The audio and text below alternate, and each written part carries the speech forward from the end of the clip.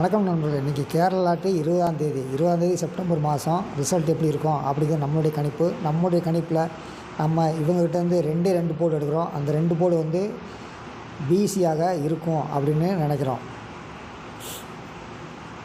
இவங்ககிட்டேருந்து நேற்று அவங்க இந்த இடத்துல வந்து ஏபி வச்சுருந்தாங்க. அதே மாதிரி இன்றைக்கி இந்த இடத்துல ஏபி வச்சுருப்பாங்க அப்படின்னு நினைக்கிறேன். இவங்க நேற்று 2 போர்டு பாஸ் பண்ணியிருந்தாங்க. அதனால் இன்றைக்கி இவங்க கொடுத்த ரிசல்ட்டில் படி சி போர்டு வந்து பாஸ் பண்ணுவாங்க அப்படின்னு டேரெக்டாக பாஸ் பண்ணுவாங்கன்னு நினைக்கிறேன். பி போர்டு வந்து சைட்வைஸில் பாஸ் பண்ணுவாங்கன்னு நினைக்கிறேன். அப்போ பிசி வந்து 16.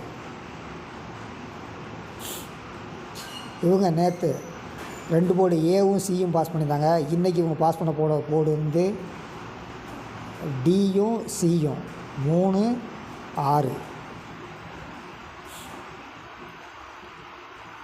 இவங்க இன்றைக்கி இதை அப்படியே ஒரு ஸ்டெப்பு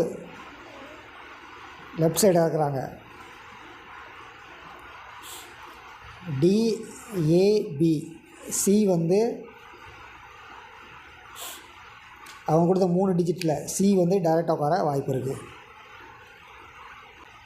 இவங்க இந்த போர்டு டி போர்டு வந்து டைரெக்டாக பாஸ் பண்ணுவாங்க. டி போர்டு 3. நம்ம கணிப்பில் இன்றைக்கி டிஏபிசி 4 லெட்ரு 4 நம்பரில் முதல் நம்பர் என்னென்னா 3, டிக்கு 3, ஏக்கு 8, பிக்கு 1, சிக்கு வந்து 6. இதுதான் என்னுடைய கணிப்பு. என்னுடைய கணிப்பாக மட்டும் எடுத்துக்கொள்ளுங்கள். உங்களுக்கு நீங்கள் எப்படி கணிக்கிறீங்களோ அதுக்கேற்றாப்படியே டிக்கெட் போடுங்க. 2வது நம்ம சொல்கிறது ஒரே ஒரு டிக்கெட் தான். ஒரு நாளைக்கு வந்து ஒரே ஒரு டிக்கெட் தான். ஒரு டிக்கெட்டுக்கு மேலே கண்டிப்பாக எந்த காரணத்துக்கு கொண்டும் போடாதீங்க. அப்படி நீ போடாமல் இருந்தீங்கனாலே உங்களுக்கு வந்து பணம் கொஞ்சம் மிச்சமாகும். 2வது ஒரே ஒரு டிக்கெட் போடணும் அப்படிங்கிற எண்ணத்தில் வரும்போது நீங்கள் வந்து கணிக்கிறதுக்கு வந்து பழகிக்கிடுவீங்க.